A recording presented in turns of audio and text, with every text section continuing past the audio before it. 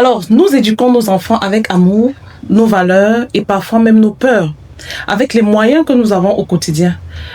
Sauf que le monde d'aujourd'hui n'est pas celui d'hier. La vérité fondamentale qu'on se pose aujourd'hui, c'est de savoir est-ce que l'éducation que nous donnons à nos enfants aujourd'hui les prépare réellement au monde de demain. Pour débattre sur ce thème, pour apporter des solutions, je ne suis pas seule, je suis sur ce plateau accompagnée d'experts, de parents, de personnes expérimentées et des personnes très avisées. Avec beaucoup de plaisir, je vous présente comme ça Madame Sameh, qui va se présenter. Je vais lui laisser le soin de se présenter elle-même. Il y a le pasteur Nguemen qui est là et il y a aussi l'experte Madame Atanga qui va intervenir. Alors, c'est parti. Bienvenue à vous. J'espère que vous allez bien à la maison. Oui, bienvenue à vous aussi. Merci sur le plateau. Merci. Je suis Micheline Sameh, pour ceux qui me découvrent à l'instant. Je suis coach parental, je suis psychologue aussi. Et c'est un plaisir pour moi d'être sur ce plateau parce qu'on parle d'un sujet qui touche à ce que nous avons d'essentiel, notre suite, nos enfants, et ça nous touche nous aussi. Donc, vous faites bien d'être là et on va partager avec beaucoup de plaisir tout ce qu'on peut pour faire avancer notre société parce qu'on en a besoin. Très bien. Madame Atanga, vous allez aussi présenter. Bonjour à tous. Moi, je suis Madame Atanga Marie-Edwige, conseil fiscal, life and business coach et maman. Donc, nous allons parler aujourd'hui comme ça de l'éducation de nos enfants. Nous allons mettre le doigt sur les choses qui clochent. Alors, merci. Salut. Je suis le pasteur Justin et je viens participer à cette plateforme aujourd'hui, ce plateau de Parlons vrai pour qui concerne l'éducation. Et le premier éducateur va nous assister. Donc, je suis là pour parler, pour partager et rester scotché. Aujourd'hui, on va donc parler peu et parler vrai au sujet de l'éducation. Madame Sameh, vous qui êtes psychologue, que pensez-vous? Vous recevez sûrement les parents au quotidien. Vous voyez un peu la dérive sociale qu'on vit aujourd'hui. Qu'est-ce qui peut expliquer cette dérive-là, selon vous? Est-ce que les parents sont la cause du manquement qu'on observe aujourd'hui dans la vie de nos jeunes? C'est vrai qu'on est à une ère où il y a beaucoup de chômage, beaucoup de pression sociale, mais quel est le rôle que les parents jouent encore aujourd'hui pour aider les enfants à réussir leur vie demain?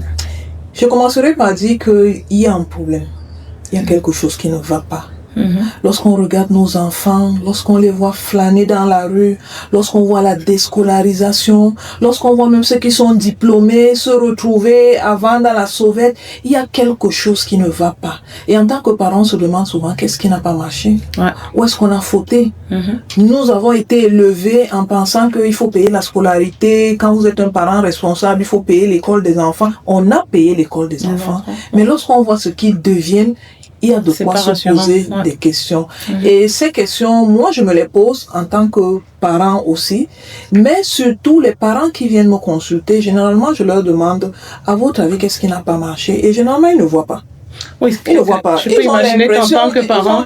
Ils ont l'impression d'avoir fait leur devoir, mais ils ne comprennent pas. Déjà qu'on a la mauvaise conscience de voir un enfant échouer, on se dit toujours qu'on aurait pu faire quelque chose. Oui, mais ils sont aussi à la recherche de ce quelque chose parce que d'après leur formation à eux, ils ont fait ce qu'il fallait faire. Ils ont mis les enfants à l'école. Voilà. Ça veut dire que le problème n'est pas à l'école. Puisqu'on a mis l'enfant à l'école et puis on le voit s'enfoncer dans les contre-valeurs, ça veut dire que le problème est ailleurs. Et dans le questionnement, on se rend compte que nous sommes prisonniers de nos patterns, de nos paradigmes. Ça veut dire que des informations inconscientes que nous avons en nous, qui nous viennent de nos parents, on les reproduit sur nos enfants, pensant que comme ça marchait sur nous, ça va aussi marcher sur les enfants, ne tenant pas compte du fait que aujourd'hui, c'est une autre réalité. Tout à l'heure, avant de commencer, on parlait des enfants qui deviennent musiciens, par exemple, qui s'engagent dans la musique. Mais moi, je suis de la génération dans laquelle, lorsque tu allais à l'école, c'était pour devenir secrétaire, comptable, ainsi de suite. Mais on n'imagine pas un enfant musicien. Mais avec l'évolution de la société, aujourd'hui, la musique joue un rôle dans la société. Et il y en a qui font carrière juste que ce soit bien encadré. Donc c'est ce switch que beaucoup de parents n'ont pas fait pour comprendre qu'aujourd'hui les besoins du monde ont changé et qu'on doit amener nos enfants à nous adapter aux besoins du moment au lieu de les cantonner dans des anciens schémas qui ne leur correspondent pas. C'est pour ça qu'on dit mais j'ai payé l'école coach, j'ai fait tout ce qu'il y avait à faire, je comprends pas qu'ils s'enfoncent dans les comptes valeurs. En fait, on a fabriqué inconsciemment des inadaptés sociaux et finalement ça nous rattrape. Ça nous rattrape tout à fait. C'est clair que, bon, selon vous, Madame Atanga, comment est-ce que, par quelle magie est-ce que les parents devraient préparer les enfants à vivre dans un monde que eux-mêmes ils ne comprennent pas, parce que la formation, comme Madame Samé disait, les parents n'ont pas reçu cette formation-là. Les parents même ne comprennent pas ce nouveau monde qui arrive là. Mais comment préparer les enfants avec des outils qu'on n'a pas reçus, selon vous? Bon, ce que je dirais d'abord aux parents, c'est pour reprendre un peu coach Micheline Samé. Le monde évolue et nous avec. Donc déjà, nous devons contextualiser l'environnement dans lequel nous vivons maintenant. Des enfants aujourd'hui ont tout ce qui peut les amener à apprendre sans notre consentement. Nous avons l'Internet, nous avons tous des réseaux sociaux. Et pour moi, comme je l'ai toujours dit, la femme c'est la fêtière. Voilà, c'est ce que je défends toujours. La femme, en tant que fêtière, est gage de cohésion sociale et de développement économique. Je vais reprendre encore une expression du coach Micheline Samé qui dit souvent: lorsque un enfant est bien éduqué, c'est toute la société qui gagne. Mais quand vous dites que c'est la femme qui est fêtière, est-ce que c'est une façon de dire que l'éducation des enfants revient uniquement à la responsabilité de la femme? Je vais dire, comme ça qu'on doit comprendre ça. À 90% ou 80-90%, l'éducation revient d'abord à la femme. D'abord à la femme. Oui. C'est vrai qu'aujourd'hui, la femme aussi, c'est plus comme les années antérieures. Les mamans restaient à la maison et s'occupaient des enfants. Et le père sortait, il revenait le soir. Et la maman était exclusivement chargée de l'éducation des enfants. Or, actuellement, tout le monde sort. Quand tout le monde sort, la maman doit donc trouver un équilibre entre vie familiale et vie professionnelle. Trouver le temps de s'asseoir avec les enfants. Et ça, c'est un véritable challenge. Voilà, ça c'est un autre challenge. S'asseoir donc avec les enfants, trouver des activités, se faire aider par des professionnels. Ok, ça c'est bien, c'est noté. Bon, Monsieur Nguemen, vous qui êtes père de famille et en même temps pasteur et toutes les casquettes que vous avez, est-ce que, selon le discours de Madame Atanga, vous avez le sentiment d'être moins coupable si vous voyez votre enfant en dérive, vous direz, ok, c'est de la faute de sa mère, moi de toutes les façons je suis le père, c'est pas à moi que revenait de, si l'enfant échoue, de toutes les façons, c'est pas mon problème, j'ai payé l'école, c'était à la mère de gérer le reste. En vérité, je pense que c'est une question qui est très actuelle et pour rester dans la posture de l'homme, d'abord, la plupart d'hommes, nous pensons souvent comme ça. Mais quand on rentre dans la profondeur, il est vrai que Madame Atanga nous le dit tout de suite dans son propos en démontrant que la femme a un rôle moteur. C'est vrai. Mais la vérité, c'est que c'est un équilibre. C'est un complément d'action. L'homme, s'il n'est pas là à 80%, il est absent. Il a un rôle. C'est un problème de rôle. C'est un problème de comprendre également ces rôles-là pour les mettre ensemble. Et sur le plan spirituel, vous pensez qu'il y a des références? Justement, c'est justement là que le vrai problème se pose. Parce que la plupart des parents ont grandi en étant à côté des valeurs qui doivent donner le sens. Et donc, on ne peut pas donner ce qu'on n'a pas. Ok, super. Quoi? Madame Samé, moi je vais revenir à vous. J'aimerais avoir votre avis. Vous qui recevez les parents tous les jours en consultation, les parents qui naturellement viennent pour la plupart du temps en détresse, parce que chez nous en Afrique c'est connu que quand on consulte en général c'est parce que il n'y a plus grand chose à récupérer. Donc vous êtes la magicienne qui doit opérer le miracle à ramener ces enfants qui sont complètement perdus.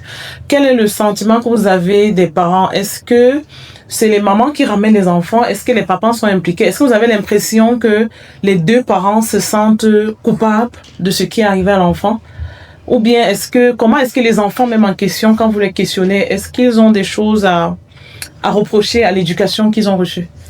Par rapport à la première partie de la question, d'abord, c'est les mamans qui viennent nous consulter. Très souvent. Plus. Ouais. Et le sentiment que j'ai, c'est que elles sont fatiguées, elles ont besoin d'aide, elles ne savent plus trop quoi faire. Et puis, elles sont en détresse, en fait. Elles sont en détresse. C'est le sentiment que j'ai. Parce qu'elles viennent en mode, coach, j'ai fait ci, ça, mais qu'est-ce qu'il faut encore faire? Ça veut dire qu'elles ont l'impression d'avoir tout fait. Évidemment, elles n'ont pas tout fait. Elles viennent, avec le sentiment qu'elles ont tout fait. Elles ont besoin de l'aide des professionnels, mais elles ont beaucoup plus besoin de l'aide de leurs compagnons de vie. Elles pensent qu'un enfant, ça se fait à deux, et puis pour l'éduquer, il faut qu'on soit à deux. Sauf que il y a des hommes qui sont encore dans la posture du pourvoyeur. Ça veut dire que c'est la femme qui sera dans l'opérationnel, et puis l'homme, lui, va juste donner l'argent de la pension de l'enfant, si on prend cet exemple. Mais c'est à toi de savoir où est-ce que l'enfant va aller à l'école, comment est-ce qu'il va aller, comment est-ce qu'il va rentrer. L'opérationnel, c'est la maman qui doit assurer. Mais la maman commence à être dépassée parce qu'elle aussi, elle est chef de service quelque part. Okay. Elle aussi, elle a des responsabilités quelque part. Et puis aujourd'hui, les femmes comprennent de plus en plus que leur vie a de la valeur en tant que femme. Ça veut dire que sa présence sur la terre n'est pas que pour éduquer des enfants. Donc trouver un équilibre dans tout ça, elles se perdent. Et généralement, il arrive qu'on m'amène carrément les enfants. Et lorsque je parle avec les enfants, je me rends compte que, en fait, l'enfant est perdu parce qu'il est au carrefour des valeurs. D'un côté, il veut plaire à papa et maman. D'un autre côté, il y a ce qui lui plaît. Et ce qui lui plaît est influencé par ce qu'il voit sur les réseaux sociaux. Donc, il ne sait pas très bien si c'est ce qui lui plaît ou alors c'est parce qu'il voit ça sur les réseaux sociaux. Que ça me plaît donc, vraiment? lui-même un peu au carrefour de sa vie, comment se positionner dans tout ça. Il a besoin de quelqu'un qui remet un peu la balle au centre, qui replace les vraies valeurs et qui lui montre que lorsqu'il est enfant, il est éduqué par ses parents pour lui donner la base pour aller plus tard servir la société. Donc, le but pour un enfant, pour ceux qui me suivent, ce n'est pas que l'enfant devienne le copier-coller du parent, le clone du parent. Le parent a l'obligation de donner à l'enfant les fondations. Et sur ces fondations, il va mettre son ressenti à lui. Et c'est avec ce ressenti et les fondations du parent qu'il va servir le monde. Par exemple, je prends un exemple de la nourriture. Il y a des familles dans lesquelles on mangeait, je dis n'importe quoi, beaucoup de riz. Par exemple, l'enfant a grandi dans un environnement où on mangeait beaucoup de riz. Mais lorsqu'il est adulte, lorsqu'il est marié, il est beaucoup plus dans les féculents. Pourquoi il n'a pas continué avec le riz? Le riz, c'était la base, mais maintenant, il a mis du sien et ça a fait un nouveau tout. Et c'est avec ce tout qui sert la société. Pour ceux qui ont le courage même de vouloir mettre autre chose, parce qu'il y a aussi ceux qui vont rester dans « j'aime le riz ». Parce que j'ai été habituée à un moment, il va décrocher parce qu'il ne sera pas éternellement enfant. Lorsqu'il va être adulte, ce sentiment de surpuissance, cette envie de liberté, cette envie de se singulariser, va faire qu'à un moment, il n'est plus à l'aise avec le riz. Mais qu'est-ce qu'il va faire d'autre? Il ne connaît que le riz. Finalement, il s'ouvre à la première proposition qui arrive. Malheureusement, quelquefois, ce n'est pas la bonne proposition. Donc, il y a un réel besoin d'éducation. Surtout pour ceux qui ont même la personnalité qui vont avec. Alors, donc, ça veut dire que si on veut bien résumer, on est d'accord que le modèle actuel qu'on observe, c'est le modèle de nos parents, où on avait tendance à déposer toute l'éducation sur les femmes, mais sérieusement, quand on regarde la société aujourd'hui, on a l'impression que ce modèle commence à être infructueux, en fait. Parce que, comme elle le dit, les mamans, elles le font par culture, par habitude, parce que j'ai grandi dans une maison, c'est ma mère qui faisait tout. Aujourd'hui, je suis maman, je dois faire tout, même si je n'ai plus les forces pour le faire. Il faut que je le fasse parce qu'on m'observe, on me regarde, je suis la mère, je dois assumer. Mais le résultat qu'on a aujourd'hui dans la société, le comportement des enfants montre clairement que c'est un modèle qui commence à être dépassé et qu'il faudrait que, comment donc faire pour impliquer les papas davantage dans l'éducation des enfants? Ça, c'est un gros challenge. Oui. Bon, je vais donner juste quelques pistes. La toute première, c'est la communication. Il faut que les mamans arrêtent d'être en mode femme forte, femme dynamique, femme indépendante. À un moment, il faut qu'elles disent au père de l'enfant que mais il faut qu'on a besoin aussi au-delà de l'argent. Bon, quelquefois c'est pas évident parce qu'elles prennent ça comme un aveu de faiblesse. Et pourtant c'est leur droit. Donc première chose, il y a un problème de communication. Deuxième chose, il y a un problème de mise à jour de la femme elle-même. Il y a certaines choses qu'elle pense qu'elle est obligée de faire alors qu'elle n'est pas obligée de faire. Par exemple, lorsqu'elle se met à jour, elle va apprendre à responsabiliser les enfants pour ce qu'ils peuvent faire dépendamment de leur âge. Et elle, ça va la libérer. Et plus l'enfant sera responsable, plus il pourra même s'occuper des cadets pour qu'elle ait un peu de temps pour faire autre chose. Donc, si elle réussit à s'organiser, à communiquer, à responsabiliser les enfants et à se réorganiser, on finit quand même par trouver un milieu. Ça, c'est très bien que vous commencez à aborder ce plan. Le plan opérationnel, c'est ce dont on va détailler tout de suite après la pub. Sans détour et sans tabou, parlons peu, parlons vrai, une émission de Télémarché. Alors, nous revoilà. Il est maintenant question d'aller concrètement sur ces actions concrètes qu'il faut mener au quotidien pour former ses enfants. On parle de valeurs, on parle comme ça des outils qu'il faut donner aux enfants, mais concrètement, parler au quotidien, ça veut dire quoi, les outils? Monsieur Nguemen, sur le plan spirituel, quels sont les outils qu'on devrait donner aux enfants pour être sûr que demain, ils sont des hommes pas seulement diplômés, mais aussi forts, mentalement forts, parce que la vie, c'est des hauts et des bas à surmonter, et voilà, concrètement au quotidien. Quels sont ces outils-là et comment devrait-on les donner aux enfants? Très bien. Alors, les outils, le premier outil porte sur la connaissance des sens de ce que nous appelons valeurs. Alors, les valeurs, nous avons compris que la transmission de ce qu'on appelait valeurs traditionnelles, nous voyons que c'est insuffisant. Mais lorsqu'on est, comme nous l'avons compris, les experts qui nous proposent des solutions le disent, c'est clair. Chacun doit connaître son rôle. Et pour connaître son rôle, oui, mais au quotidien, comment est-ce qu'on donne ça aux enfants? Dans la vie, donner ça aux enfants, c'est un travail, ça veut dire qu'il faut être pratique, opérationnel. Ça veut dire quoi? Il faut prier tous les jours, il faut faire prière, il faut lire la Bible. Prier. La prière ne peut pas amener un enfant sur un chantier. La prière va lui donner, n'est-ce pas, de développer son espace contre les influences négatives. Mais il y a des actions concrètes et ces actions concrètes doivent être vues au quotidien. Par exemple, l'enfant, l'éducation d'un enfant qui a 3 ans, 6 ans, c'est pas pareil, mais c'est à partir de cet instant. Tout ce qu'il voit faire la maman, tout ce qu'il voit faire le papa, c'est une valeur que lui, il reçoit. Qu'est-ce qu'il devrait faire le papa pour que le papa doit déjà connaître que je suis un père de famille et savoir qu'en tant que père de famille, je suis un responsable. Que la mère n'est pas bien compris ou qu'elle a mal fait, c'est moi le responsable. Et ça va donner du temps pour qu'ils comprennent que c'est quand on est ensemble, c'est quand on est unis, c'est quand on joint les efforts. Et c'est dans ce moule qu'on apprend à tolérer, c'est dans ce moule qu'on apprend à comprendre l'autre, et ce sont ces valeurs qu'on communique. L'enfant qui sort dans cette atmosphère, en société, sera facile à vivre. Mais un enfant qui sort dans un espace où les parents sont dans la guerre, comme Madame Samuel a dit, l'enfant vient se trouver au carrefour des valeurs qui sont contradictoires. Il a perdu des repères. On va revenir sur les valeurs. Madame Atanga, vous êtes maman, vous avez toutes vos cassettes d'experts, de professionnels et tout.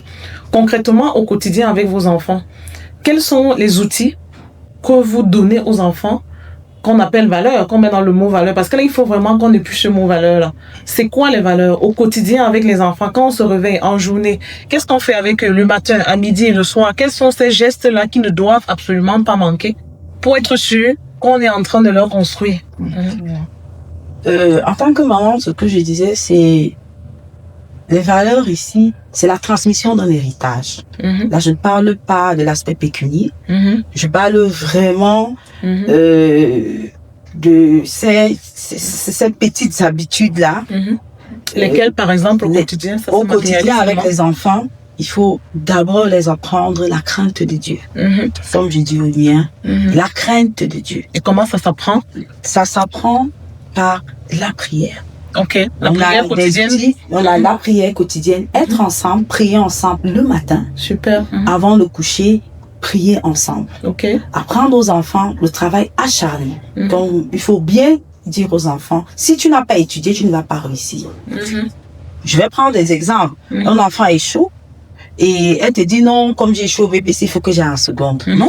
Ne pas tolérer ça, en fait. Il faut pas tolérer ça. Permettre aux enfants de consommer. Et dire à un enfant, non, maman, à la veille de la compo, il faut que le prêtre vienne prier pour moi, machin. Tu lui dis non. Même si j'invite 100 prêtres, 100 pasteurs, si tu n'as pas étudié, à l'examen, il n'y aura pas de magie à faire. Il n'y aura pas de magie. Donc, il faut apprendre aux enfants l'amour du travail, la crainte de Dieu, l'amour du travail, la tolérance les uns avec les autres. C'est très important. Moi, particulièrement, c'est un aspect que j'insiste. Oui, mais comment est-ce qu'on apprend la tolérance aux enfants? Parce que quand on a un enfant de 6 ans, 7 ans, 8 ans à la maison, comment est-ce qu'on matérialise ce... Parce que tolérance, c'est un gros mot pour les enfants. Parce que même quand on voit les enfants se disputer, oh, tel a pris ma chose et tout, on dit qu'il faut être tolérant avec ton frère. Mais est-ce qu'on a l'impression que les enfants comprennent ces mots-là? Ils sont censés connaître parce que, enfin, on les apprend en des termes simples. Même si ici on parle de tolérance, savoir que si ton frère, tu as déposé un objet et que ton frère a déplacé, ce n'est pas pour autant que tu vas venir crier sur ton frère ou taper sur ton frère. Ou alors si tu le trouves avec cet objet, il faut forcément l'arracher de façon brutale. Ou alors si ton frère t'a manqué de respect, c'est pas autant que tu vas taper sur ton frère. Donc tu vas reprendre ton frère, cette voix, il disait, j'ai pas aimé ce que tu as fait, si tu trouves mes affaires, ne touche plus à mes affaires. Donc, communiquer, en fait, revoir la façon de communiquer, le dialogue, et vraiment imprégner beaucoup d'amour. Pour ça aussi, il faut être présent, parce que quand on regarde la société d'aujourd'hui, les mamans sont très occupées. Si on a une maman qui travaille et que les enfants sont à la maison avec la nounou, et que les enfants se disputent la nounou, elle ne va pas prendre ses responsabilités de venir commencer à leur faire ces discours moratoires, là. Oui. Comment est-ce qu'on gère ça? Je répondais sur un autre plateau de télévision, comment est-ce qu'on choisit la nounou? Juste pour dire que cette nounou-là fait partie du maillon éducatif de la famille. Elle est le relais de la mère et du père. Ça veut dire qu'on doit la choisir quand même d'après certains critères minimums qui nous garantissent qu'au moins les valeurs que nous essayons d'inculquer à nos enfants, elle est capable d'être le relais. Maintenant, les mamans, généralement les mamans, parce que comme elle a très bien dit, elles sont plus impliquées dans l'éducation, peuvent trouver de petites failles pour intervenir. Généralement, je conseille à la maison, si c'est possible, d'avoir un téléphone Android à la maison, et puis de temps en temps, vous lancez l'appel vidéo.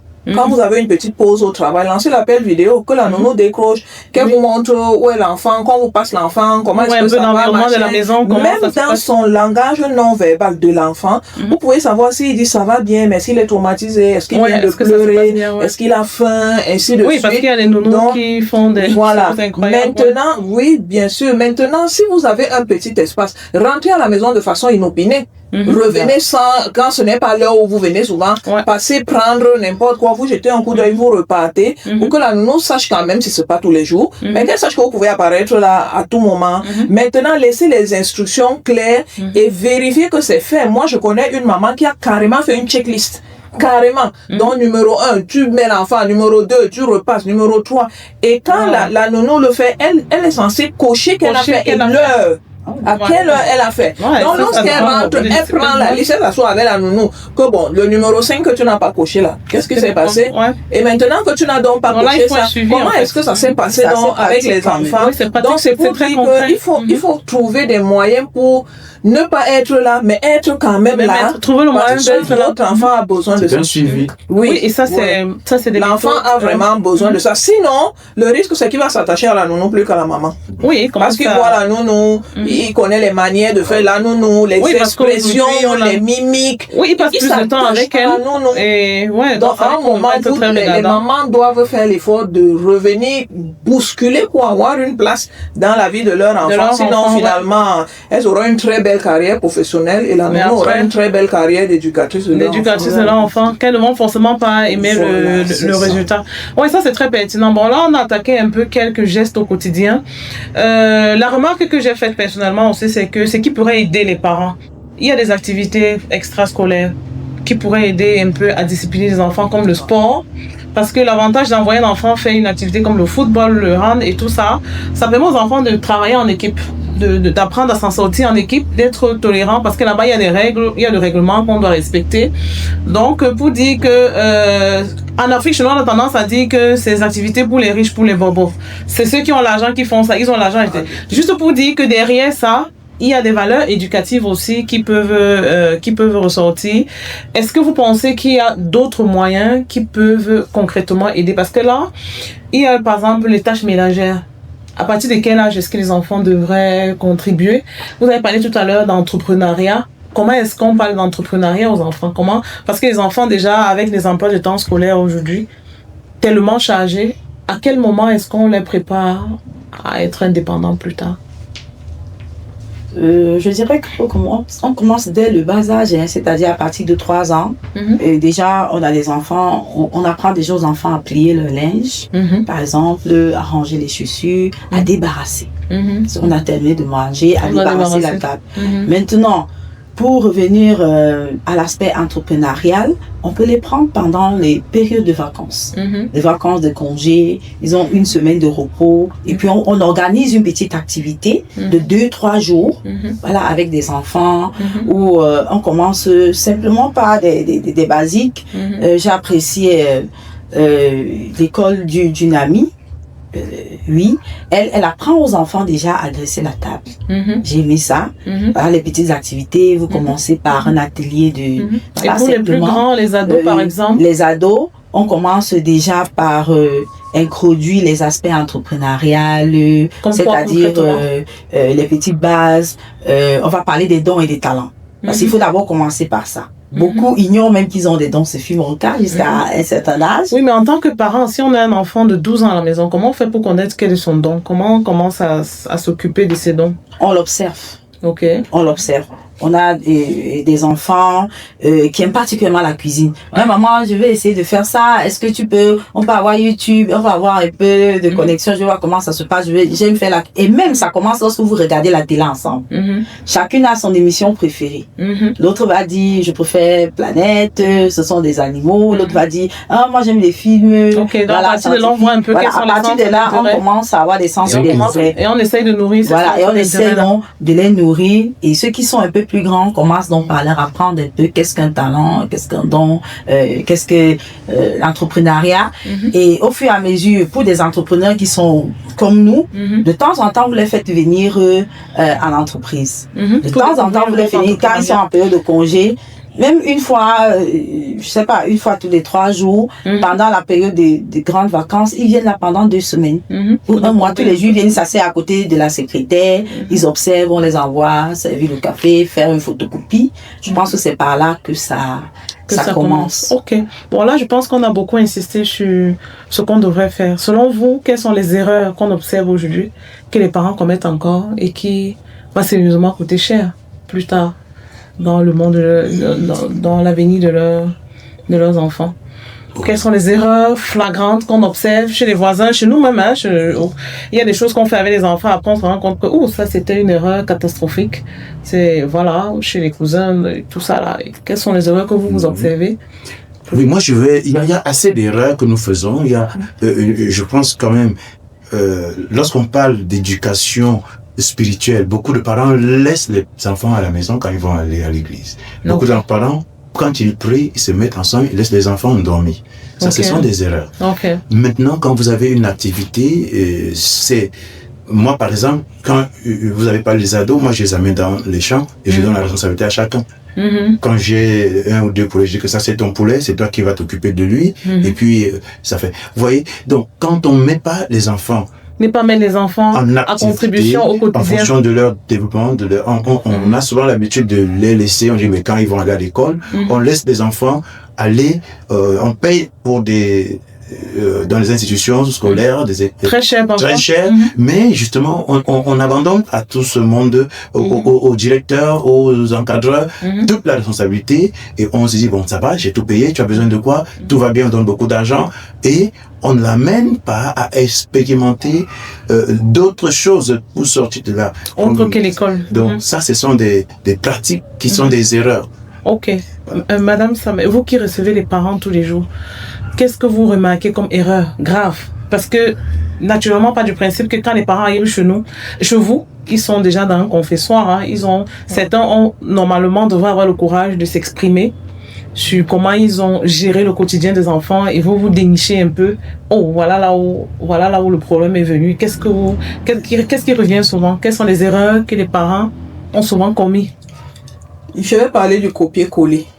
Okay. Ça veut dire que les parents ont un modèle de réussite dans leur tête et ils essayent de fabriquer leur enfant pour qu'il corresponde à ce modèle de réussite. Alors que ça devrait être l'inverse. Ils devraient observer l'enfant, comme elle a dit, pour voir quelles sont ses tendances et adapter l'éducation à ses prérequis. Donc ça, c'est une des erreurs. La deuxième erreur que je vois, c'est la comparaison.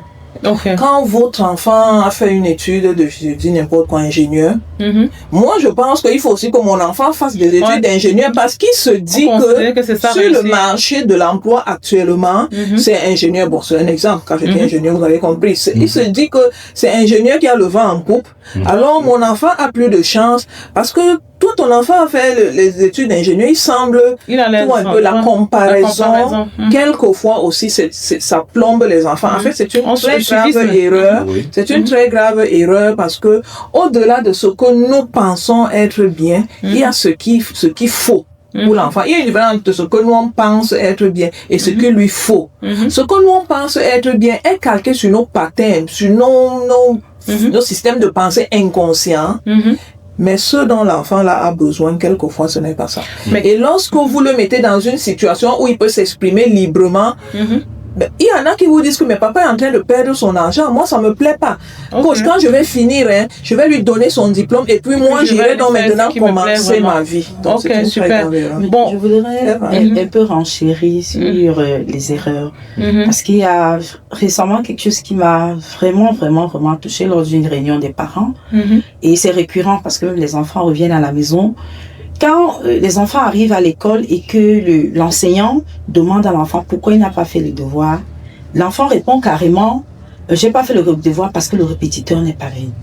Ça, c'est une erreur monumentale que les parents, c'est-à-dire c'est vraiment devenu récurrent. C'est-à-dire la maman, enfin les parents, on va dire comme ça. D'abord, le père, il a carrément démissionné. C'est-à-dire les papas ont démissionné. Il cherche l'argent, il finit de travailler, il va s'asseoir, il prend une bière avec ses amis, il s'en va se balader, il revient juste pour pour manger, se reposer et regarder un peu le truc à la télé, Champions League, il va se coucher. Il n'échange pas avec ses enfants, il ne mange pas avec ses enfants. Donc bref, les hommes, ils ont déjà démissionné. Et les femmes, pareil. C'est-à-dire, si le répétiteur ne vient pas, l'enfant ne peut pas faire son devoir à l'école. C'est incroyable. Bon, est-ce que c'est pas aussi parce qu'elles sont débordées? Parce qu'on sait que chez nous, dans les familles, on a toujours beaucoup d'enfants, minimum 3 ou 4. Même quand on a fait un enfant, on a au moins 3 enfants de la famille qu'on a adoptés. C'est parfois pas évident aussi pour elles d'assumer, de pouvoir faire les devoirs avec tout le monde. Et parfois, les moyens financiers aussi ne suivent pas toujours parce que aujourd'hui, quand on parle de réussite, c'est quoi réussir en fait? Un enfant qui a réussi demain, c'est un enfant qui est devenu comment? Parce qu'il y a même l'aspect nutritionnel aujourd'hui. Sur le plan santé, il y a des enfants qui grandissent, qui deviennent obèses. Ils ont peut-être eu tous les diplômes du monde, ils se comportent bien, mais son véritable challenge, c'est son poids, qui reste un grand frein à son épanouissement. Est-ce qu'aujourd'hui, c'est pas un peu trop demandé aux mamans d'assumer aussi sur ce plan-là? Comment est-ce que... Parce que si le papa va travailler qui ramène beaucoup d'argent, ça veut dire que les mamans, elles se disent, bon, moi aussi, je me limite à faire ce que je peux faire et puis le répétiteur doit prendre le relais. Donc, le tout, c'est de rendre l'enfant indépendant. Ce n'est pas de faire les devoirs avec l'enfant, mais c'est de rendre l'enfant indépendant, c'est-à-dire, l'enfant ne doit pas être dépendant de son répétiteur, par exemple. C'est-à-dire, si le répétiteur ne vient pas, il ne doit pas abandonner ses devoirs parce que le répétiteur n'est pas venu. Et c'est le rôle donc des parents. Et comme j'ai dit, là encore, il faut revenir et éduquer les hommes. Parce que moi, je parle de ce qui est pratique, de la réalité. Parce qu'en fait, les hommes ont beaucoup démissionné. Les femmes se sont toujours occupées de l'éducation des enfants, mais on voyait encore les pères être un tout petit peu présents. Mais actuellement, c'est pire. Les hommes ont carrément démissionné. Donc, c'est à la maman de rendre, donc, aux parents de rendre les enfants indépendants. Voilà. Ok, super. Autonome. Madame Semé, comment vous pensez donc qu'une maman aujourd'hui africaine, rentrons dans le contexte africain, le contexte qui nous concerne, les réalités que nous vivons. Maman, jeune maman, 5 enfants, 6 enfants en charge. Le papa dit qu'il travaille, ramène l'argent. Bon, clairement, l'argent aussi, c'est pas... Quand on parle d'argent, c'est pas comme si c'était aussi... Voilà, elle a le minimum, hein, parfois, manger, se vêtir, se loger. Comment elles font pour s'en sortir? Quels sont les outils que vous avez pour elles? Quels sont des petits secrets, si on peut dire comme ça, ou bien des gestes qu'elles pourraient développer au quotidien pour augmenter les chances de voir leurs enfants réussir quand même? Première chose, il faut qu'elle soit elle-même équilibrée. Quand on vit une situation de crise, on change de stratégie juste la période de crise et après on va reprendre un fonctionnement normal. Ça veut dire que si le père ne s'implique pas et que c'est la mère qui, de fait, se retrouve, entre guillemets, disons, l'éducatrice de l'enfant, elle doit en tenir compte en formant l'enfant par rapport à ce qu'elle a. Tout à l'heure, elle a parlé d'entrepreneuriat. La mère peut, dans la mesure de ses possibilités, faire une petite activité qui va compléter les revenus qu'elle a. Ça va lui donner une petite marge. Je sais que ce n'est pas évident, mais la plupart des femmes, elles savent les faire. Dans les bureaux, il y a toujours des femmes qui ont des choses, des petits commerces, même dans le sac. Donc, si vous êtes un peu inventif et que vous savez observer un problème de la société, vous pouvez le résoudre à votre façon et mettre un prix dessus. Ça, c'est une chose qu'il faut faire. Deuxième chose, je reviens beaucoup sur la responsabilisation des enfants.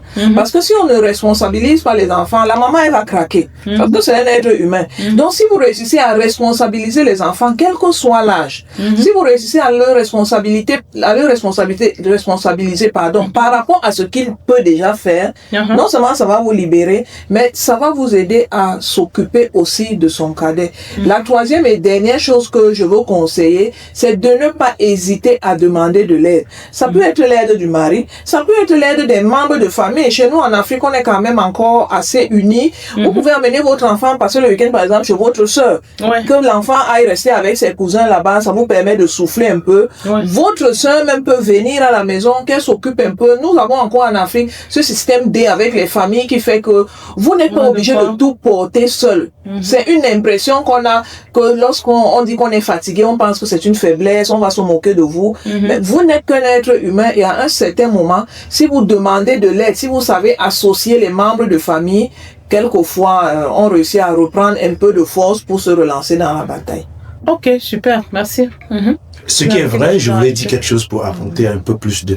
La crainte de Dieu, l'équilibre, vient de ce que même si un homme a démissionné et que la maman est véritablement assise sur... Et d'ailleurs, aujourd'hui, si vous faites une petite enquête, vous allez voir que dans beaucoup de foyers, même celles où on a des hommes qui sont entre guillemets bien placés financièrement, c'est des mamans qui investissent le plus.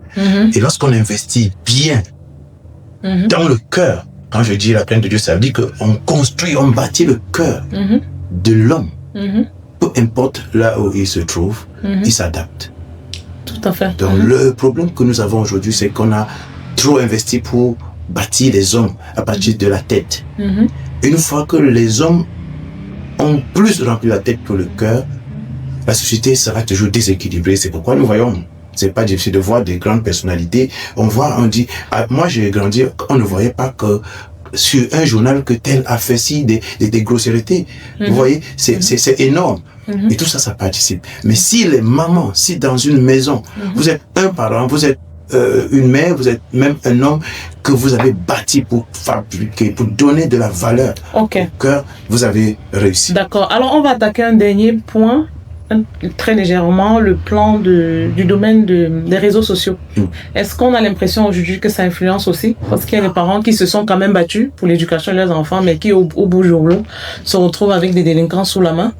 Est-ce que c'est à sous-estimer? Dans certaines maisons, on dit que c'est à cause de la télé. Il y a des familles que je connais aujourd'hui où on a plus de télé dans la maison. Est-ce que c'est une solution? Est-ce que c'est à négliger? Qu'est-ce que les parents devraient, à ce niveau, faire? La télé, le téléphone, les fréquentations, qu'est-ce qu'il faut faire? Très, très court à ce niveau. On n'arrête pas le progrès. On est dans un monde où vous ne pouvez pas vous passer ni de télé, de téléphone, de réseaux sociaux, tout ce que vous dites là. On ne peut pas se passer de ça. Apprenez plutôt à apprivoiser ça. Montrez à votre enfant comment utiliser efficacement les réseaux sociaux au lieu de penser que vous allez le couper des réseaux sociaux. En fait, vous êtes en train de fabriquer un hypocrite parce qu'il ne va pas regarder ça à la maison, mais à l'école, tout le monde a le téléphone. Donc, apprivoisez les réseaux sociaux. Vous-même, parents, commencez à apprendre TikTok. puisque votre enfant va sur TikTok, vous-même allez savoir comment fonctionne TikTok pour pouvoir parler à votre enfant le langage de TikTok. Et c'est dans ce langage que vous allez lui apprendre qu'on ne prend pas tout sur TikTok. Super, très intéressant. Madame Atanga, qu'est-ce que vous pensez de ça? Je vais simplement renchérir ce que le coach parental a dit. Le monde évolue, nous, avec. Je reviens. Il faut, à un moment, vraiment, c'est vrai que c'est difficile d'accepter. Je commence par moi, qui suis parent, j'ai retenu le téléphone de ma fille aînée, mais de temps en temps, leur laisser de l'espace et communiquer. Le dialogue. Communiquer. Et puis un jour, ça m'a étonnée. Ma fille est arrivée et puis de manière spontanée me dit, je sais même pas pourquoi moi je suis attachée à tout ce qui est matériel, tout ce que je vois même sur TikTok, alors que tout ça ne sert à rien.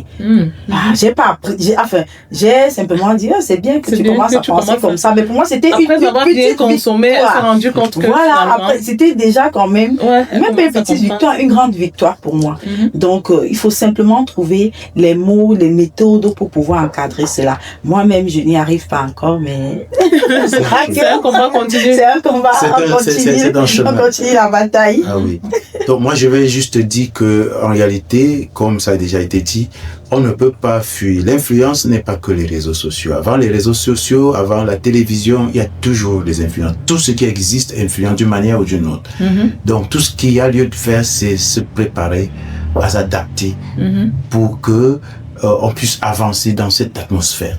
C'est pourquoi je disais que la première source, c'est de savoir le sens des valeurs. Quand on comprend la direction qu'on veut, quand on sait où on va, même si on marche à pied, on connaît. Mais si on ne sait pas la destination, même si on roule à 300 mètres, on ne va pas y arriver. Donc voilà ce que je peux dire. Il faut s'adapter parce qu'on sait où on va. Donc du coup, à la maison, à l'école et partout où on est, on doit savoir qu'est-ce qu'on cherche. Et on doit apprendre aux enfants à s'asseoir sur ces valeurs et à intégrer ces valeurs. C'est ça la transmission. Alors nous sommes parvenus au thème de cette émission. On va résumer court en un mot pour tous ceux qui sont là présentement. Voilà. Chacun va dire qu'est-ce qu'il faudrait faire en fait sur le plan éducationnel pour garantir le succès des enfants plus tard. Madame Samé, vous voulez commencer? Les parents doivent avoir l'ouverture d'esprit pour s'adapter au monde dans lequel nous vivons, et c'est dans dans ce monde-là, dans ce langage qu'ils vont éduquer leurs enfants. Super. Madame Atanga? Voilà, moi je dirais simplement qu'il faut vraiment inculquer aux enfants de bonnes valeurs. Comme je l'ai dit tout à l'heure, je vais me répéter, la crainte de Dieu, l'amour pour le travail bien fait et la tolérance. La femme, pour moi, l'éducation c'est pour les deux parents, mais je continue à dire la femme est la fêtière, gage de cohésion sociale dans notre société. En un mot? Oui, en un mot, c'est une question d'apprendre aux gens à vivre de façon à communiquer l'amour. Si vous êtes n'importe où et que vous communiquez l'amour autour de vous, tout va bien avec vous. Tout fonctionne bien avec vous. Alors, merci pour résumer ce thème. Il y a pas mal de choses qu'on repart avec. Il y a donner les tâches aux enfants selon leurs âges. Il y a les techniques de contrôle que le coach a conseillé. Suivre les enfants. En gros, les parents devraient s'efforcer à dégager du temps pour contrôler ceux qui s'occupent de leurs enfants. Dégager du temps pour comprendre ce que les enfants font sur les réseaux. Et surtout communiquer, ne pas avoir peur de solliciter, de demander de l'aide. Et surtout penser à aller voir des spécialistes. Quand on commence à avoir des soupçons, quand on commence déjà à avoir du doute sur ce qu'on fait, on ne peut jamais aller voir un spécialiste assez tôt. Et Madame Samé qui est là, elle est coach parentale, accompagnatrice, life coach, pareil pour Madame Atanga qui est là, pour tous ceux qui ont des soucis beaucoup plus profonds, qui ont des situations assez particulières, qui aimeraient avoir un éclairci. N'hésitez pas à appeler ce numéro qui s'affiche pour avoir leur contact privé et aller en profondeur pour se débarrasser de ce qui vous ennuie. On se dit au prochain enregistrement. Au revoir. Au revoir. Sans détour et sans tabou, parlons vrai, une émission de Télémarché.